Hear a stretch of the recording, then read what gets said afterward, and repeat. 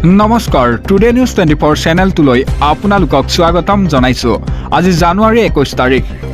আজি সন্ধিয়াৰ কেইটামান গুৰুত্বপূৰ্ণ খবৰ দিব ওলাইছো আৰু এনে ধৰণৰ খবৰবোৰ নিতৌ পাই থাকিবলৈ আমাৰ চেনেলটো ছাবস্ক্ৰাইব কৰিব, লগতে ভিডিঅ'টোত লাইক কৰি দিবলৈ নাপাহৰিব। এই মুহূৰ্তত দিব লৈছো প্ৰথমটো খবৰ। হজৰত মহম্মদক অপমান কৰাৰ বাবে আদালতে দিলে চৰম শাস্তি। জনপ্ৰিয় গায়কৰ বিৰুদ্ধে চূড়ান্ত ৰায় ঘোষণা কৰিলে আদালতে। এই ৰায়ক লৈ এতিয়া বিশ্বজুৰি সৃষ্টি হৈছে চাঞ্চল্যকৰ। দিব লৈছো এটা গুৰুত্বপূৰ্ণ খবৰ। হজৰত মহম্মদক অপমান কৰাক লৈ এতিয়া কঠোৰ হ'ল আদালত। পয়গম্বৰক অপমান কৰাৰ বাবে আদালতে দিলে মৃত্যুদণ্ড ৰায়। জনপ্ৰিয় পপ গায়ক অমিৰ হুছেইন মকছুদুলৰ বিৰুদ্ধে এতিয়া ৰায় আদালতৰ। এতিয়া পয়গম্বৰক অপমান কৰাৰ বাহিৰে অমিৰৰ বিৰুদ্ধে আছে আন বহুত অভিযোগ। দেহ ব্যৱসায় প্ৰচাৰৰ অভিযোগত পূৰ্বে 10 বছৰ কাৰাদণ্ড বিহিছিল আদালতে। দেশৰ বিৰুদ্ধে অপপ্ৰচাৰ আৰু অশ্লীল বিষয়বস্তুৰ প্ৰচাৰো অভিযোগ আছে। 5 বছৰৰ বাবে কাৰাদণ্ডৰ শাস্তি বিহিছিল ইৰাণৰ সৰ্বোচ্চ আদালতে। এটা উচ্চতম ন্যায়ালয়ে এই ৰায়ক লৈ এতিয়া আপত্তি দৰ্শাইছিল অভিযোগকাৰীয়ে। অৱশেষত অমিৰ হুছেইনৰ বিৰুদ্ধে মৃত্যুদণ্ড ৰায় ঘোষণা কৰে আদালতে। ইৰাণৰ আদালতত এই ৰায়ক লৈ বিশ্বজুৰি এতিয়া সৃষ্টি হৈছে চাঞ্চল্যকৰ। 2023 ডিচেম্বৰৰ পৰাই কাৰাবন্দী হৈ আছে জনপ্ৰিয় পপ গায়কজন। এটা হজৰত মহম্মদক অপমান কৰাক লৈ কঠোৰ হ'ল আদালত। পয়গম্বৰক অপমান কৰাৰ বাবে আদালতে দিলে মৃত্যুদণ্ডৰ ৰায়। আৰু দিব লৈছে এই মুহূৰ্তত পৰৱৰ্তী খবৰ। বৃদ্ধি হ'ব নেকি বিদ্যুতৰ বিল? আপোনাৰ বিদ্যুতৰ বিলত অচিৰেই হ'ব ব্যাপক সাল সলনি। নতুন বছৰত বিদ্যুৎ বিলক লৈ এতিয়া APDCL দিলে প্ৰস্তাৱ। আপোনাৰ বিদ্যুৎ বিলত অচিৰেই হ'ব এতিয়া ব্যাপক সাল সলনি। দিব লৈছে এটা গুৰুত্বপূৰ্ণ খবৰ। নতুন বছৰত এতিয়া বিদ্যুৎ বিলক লৈ APDCLৰ নতুন পৰিকল্পনা। সময় অনুসৰি ইউনিটৰ মূল্য নিৰ্ধাৰণৰ নতুন চিন্তা কৰিছে APDCLে। 3টা স্লেবত বিদ্যুৎ বিল নিৰ্ধাৰণ কৰিব এতিয়া APDCLে। অহা 1 এপ্ৰিলৰ পৰা আপোনাৰ বিলত দেখিব সাল সলনি।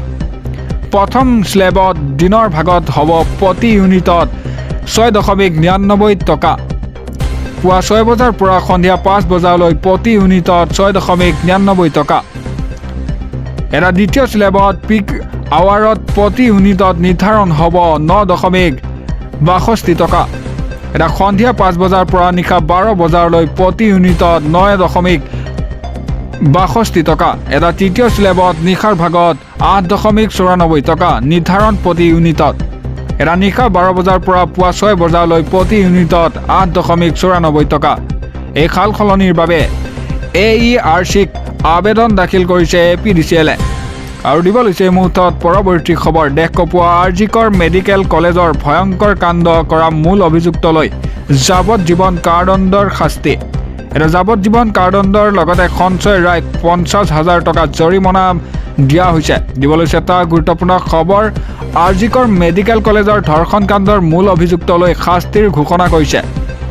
মহিলা চিকিৎসকক ধৰ্ষণ কৰাৰ মূল অভিযুক্ত সঞ্চয় ৰায়ক যাৱজ্জীৱন কাৰাদণ্ড। শিয়ালদহ আদালতে সঞ্চয় ৰায়ক বিহিলে এতিয়া যাৱজ্জীৱন কাৰাদণ্ড। এগৰাকী নৱাগত চিকিৎসকক চিকিৎসালয়ৰ চৌহদৰ ভিতৰতে ধৰ্ষণ কৰি হত্যা কৰে। এটা যাৱজ্জীৱন কাৰাদণ্ডৰ লগতে সঞ্চয় ৰায়ক 50,000 টকা জৰিমনা।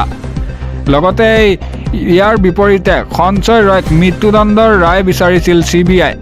নিজকে এতিয়াও নিৰ্দোষী বুলি অভিযোগ সঞ্চয় ৰায়। ভুৱা তথ্যৰে দোষ জাপি দিয়াৰ অভিযোগ তুলিছে সঞ্চয় ৰায়। BNS 64, 66 আৰু 103 ধাৰাত অধীনত প্ৰদান কৰা হৈছে শাস্তি। আৰজিকৰ মেডিকেল কলেজৰ ধৰ্ষণ কাণ্ডৰ মূল অভিযুক্তলৈ এতিয়া শাস্তিৰ ঘোষণা। আৰু দিব লৈছে এই মুহূৰ্তত পৰৱৰ্তী খবৰ। ইছলামৰ শান্তি ধৰ্ম সেয়া প্ৰতিষ্ঠা কৰিবলৈ লাখ লাখ মুছলমানে বিশ্ব শান্তিৰ বাবে কৰিব দোৱা প্ৰাৰ্থনা। 5 ফেব্ৰুৱাৰীৰ পৰা 3 দিনীয়াকৈ বঙাইগাঁৱৰ কুকিলাত আৰম্ভ হ'ব এতিয়া বৃহৎ ইজতেমা। দিব লৈছে এটা গুৰুত্বপূৰ্ণ খবৰ, এটা ভাল খবৰ।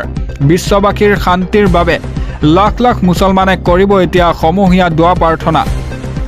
বঙাইগাঁৱৰ কুকিলাত 5 ফেব্ৰুৱাৰীৰ পৰা আৰম্ভ হ'ব ইজতেমা। 3 দিনীয়াকৈ নামনি অসমৰ ভিত্তিত অনুষ্ঠিত হ'ব এতিয়া মুছলমান সমাজৰ ইজতেমা।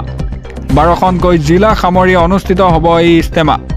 এটা ইজতেমাৰ বাবে শ্ৰমদান কৰিবলৈ ওলাই আহিছে মুছলমান সমাজ।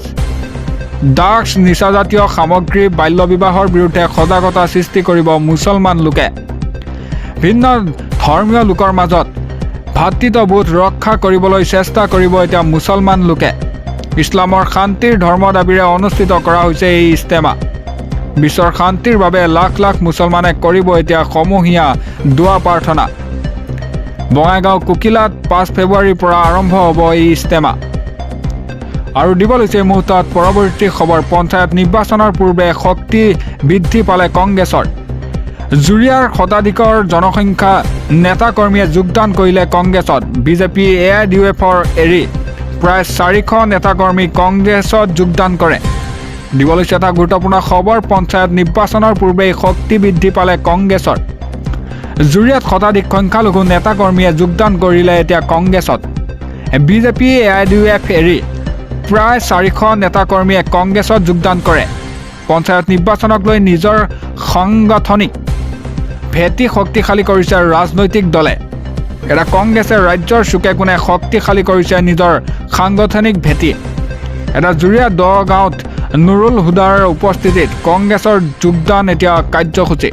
এটা বিজেপি AIUDFত মুখ্যম আঘাত হানি কংগ্ৰেছত যোগদান কৰে এতিয়া নেতাকৰ্মীসকলে।